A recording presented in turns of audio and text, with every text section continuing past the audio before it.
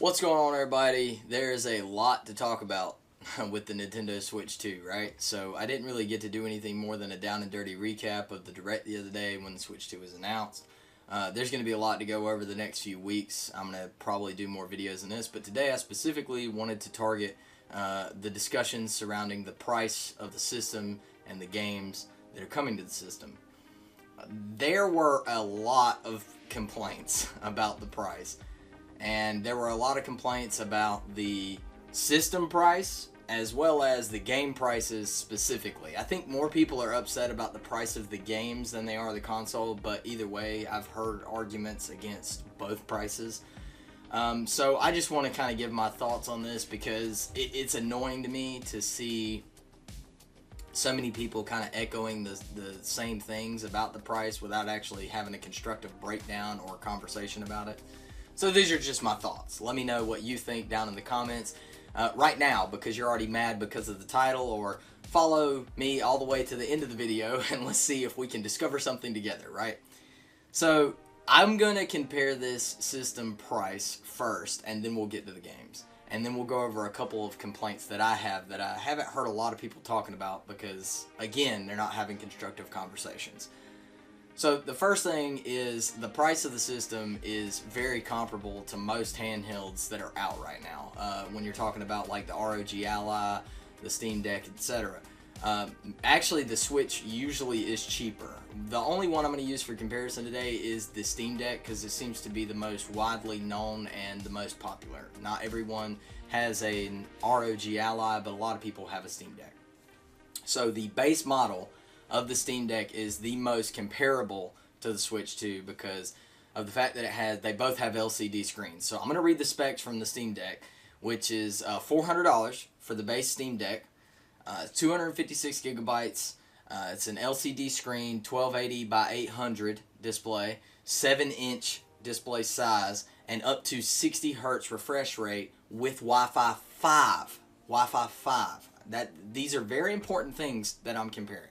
The Switch specs are 7.9-inch display, 1920 by 1080 pixels, HDR10 support, and VRR up to 120 Hz with a Wi-Fi 6 integrated into the system, and 256 gigabytes of built-in storage.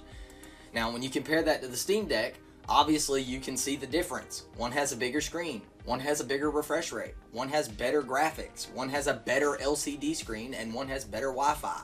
And it's the Switch. It's $50 more than the base Steam Deck, and it has better features than the Steam Deck. Now, a lot of people who don't understand what the Switch 2's capabilities are obviously going to say, well, the Steam Deck's more powerful. Well, that's not entirely true. A lot of people who are tech YouTubers that reviewed the Steam Deck playing games specifically like Cyberpunk 2077 and some of the more demanding games like Metroid Prime 4, I think is the one, yeah, Metroid Prime 4. These people were saying that Cyberpunk 2077 on the Switch 2 ran better than it does on the Steam Deck. And they didn't necessarily say which version of the Steam Deck they were using, but I mean, that's a big deal. I mean, even if it's the base model, that justifies the $50 price difference between the Switch 2 and the Steam Deck, the base Steam Deck. Now, a lot of people were complaining about the OLED screen. Oh my God, we're not getting an OLED screen. We're going back to LCD. That's a huge step backwards. No, not really, because the LCD screen that you're getting with the Switch 2 is not the LCD screen that you got in the base Switch 1. But if we wanted to go to OLED with the Steam Deck, let's just go up a little bit here. So the OLED Steam Deck is $549. Okay, we double the memory, 512 gigabytes of memory, 1280 by 800 HDR display. Still not getting as many pixels. 7.4-inch diagonal display. Okay, well, that screen's still smaller. Up to a 90 hertz refresh rate and Wi-Fi 6E. Okay, still not doing what the Switch 2 specs are doing, and we're paying $100 more than the Switch 2. So that's really my only argument for this.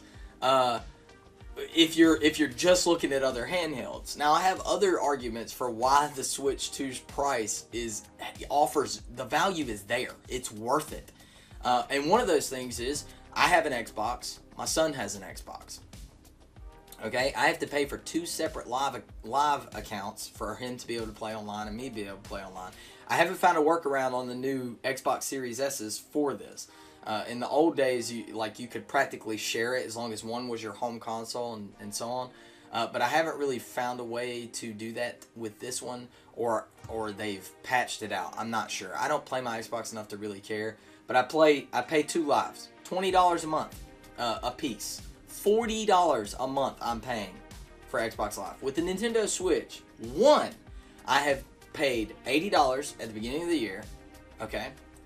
And I have up to 8 people in my family group, and none of them have to pay for online, and all have access to the same features, booster packs, DLCs, etc. that are added to the Nintendo Switch Online family membership. I have a Switch, both my daughters have a Switch, my brother has a Switch, and my wife has one. We all have Live for $80 a year. I paid that in 2 months with Xbox Live when I'm paying for Xbox Live. So that already adds a massive value as long as they fix some of the functionality of Switch Online, because sometimes it is terrible. I'm not going to justify that they need to fix some things. But it's still way cheaper, and I still get more value out of it because I'm able to share that with my family instead of paying for 8 different memberships. That's the other obvious thing to me. Obviously, too, with the Steam Deck, you don't get to play with multiple people on the same console. You're locked to one person out of the box. With the Switch or the Switch 2, you're going to have 2 Joy-Cons that you can take off immediately. Bam, you're ready for multiplayer. That's a pretty big deal. You know what I'm saying? Like, out of the box, 2 people can play my system. 1 person can play the Steam Deck, and they're comparable in price. So there's not really an argument to be made here that the price of the console is too high. It's practically, from everything I've heard, a PS4 in your pocket. So I think it's worth it. I think the price of the console is definitely worth it. Alright, let's move on to the games side of things. So, $80 for a digital game, $90 for a physical game. This is a point of contention with a lot of people, and there's a lot of reasons why. First of all, when I say it, $80 digital, $90 physical, that's just a blanket statement that's not true. So, every game that comes to Switch is not going to be $80 for digital, $90 for physical, okay? Prices are going to vary. The games industry is always varied. And to be honest, games haven't really changed pricing points much over the last 50-ish years, give or take some. I mean, the 80s, the 90s, there were games that were $60, $70. So the pricing hasn't really fluctuated that much. And in the last few years, especially, most games release at $59.99 or $69.99 on pretty much every console. And I remember everyone complaining when Zelda Tears of the Kingdom came out at $70. Oh my god. It's a Nintendo game. It can't be worth $70. What are we getting? $70 DLC? The point is that not everyone needs to agree. Not everyone's going to be happy. Someone's going to complain no matter what, right? But $70 is already expensive, and they're going to $80, and $10 is what everyone is freaking out about. $10. And that was if every game was going to be that price, but it's not. I think for Cyberpunk 2077, which is a way more demanding and way more in-depth game than most of the games that Nintendo puts out, is only going to be like $40 or $50. And if Nintendo wants to charge $80 for a game, if they feel that's the value of their game, that's their decision. And there's nothing wrong with that. I think a lot of Nintendo games are worth $70 or $80. You put 120 hours into something like Zelda, you're telling me that's not worth $80? And how often are you buying games anyway? Unless you're a YouTuber or a streamer that does this full time and makes money from it, how many games are you buying in a month? If you spend $80 every month or 2 months to buy a new game so you can play all the way through it, then that price really isn't that bad. I don't think there's really that big of a deal with the price of the games. Because again, we're only talking $10. We're not talking $40 increase or whatever. And a lot of Nintendo games, when you buy them, the it depends, but support continues for him. Like I'm sure with Mario Kart World, they may have a I don't know if they'll have track boosters because it's open world, so I don't know if they're gonna do that. But like, let's say they did, I'm sure that that's probably included in the price of the game, and if it's not, it's included with the NSO that you're already paying for to play online anyway, right? Like if you get the Plus expansion, which is like $5 a month, it's not that serious. I think tariffs play a role in this, and Nintendo's not really commenting on it because they don't want to be political. But I've heard people argue that, well, if it was tariffs, then all of the games would be $80 or $90 because when the tariffs hit, that's how things work.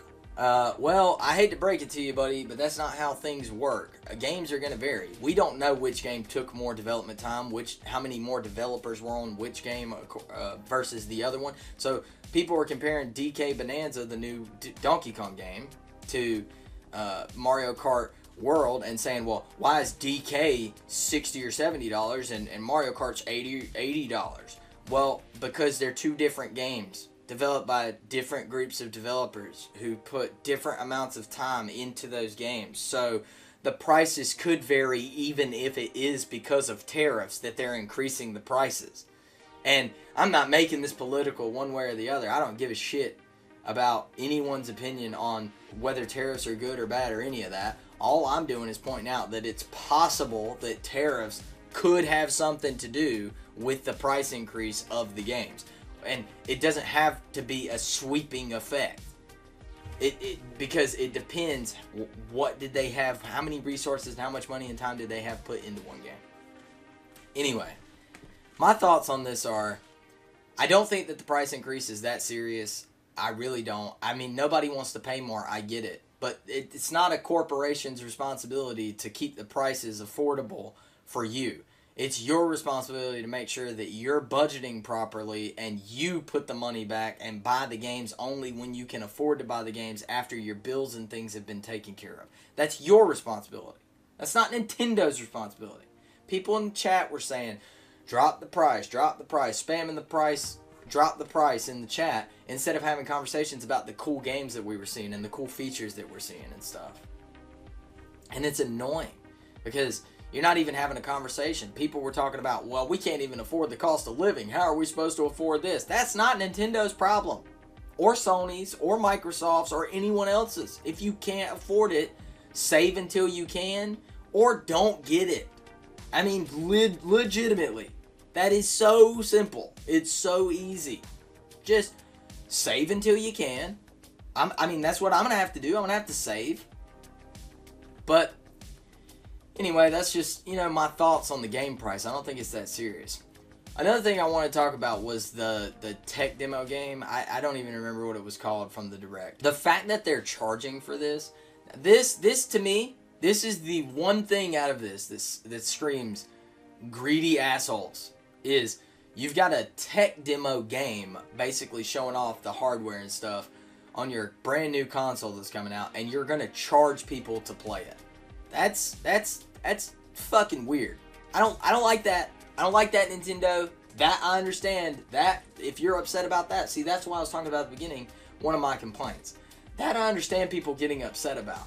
Like PlayStation 5 comes out and Astrobot is a pack-in game, and it's a way more complex game than this stupid little tech demo that Nintendo showed off. Like, that's dumb. I fully agree. That screams greedy asshole. Okay, but what are your thoughts? I'm sure I'm going to watch this video back and go, man, I wish I would have talked about that. Oh, I meant to make that point, whatever. But we've got a few weeks, a couple months, and I'm going to have the Switch 2 day one, or at least hopefully, as long as the shipping works out and everything.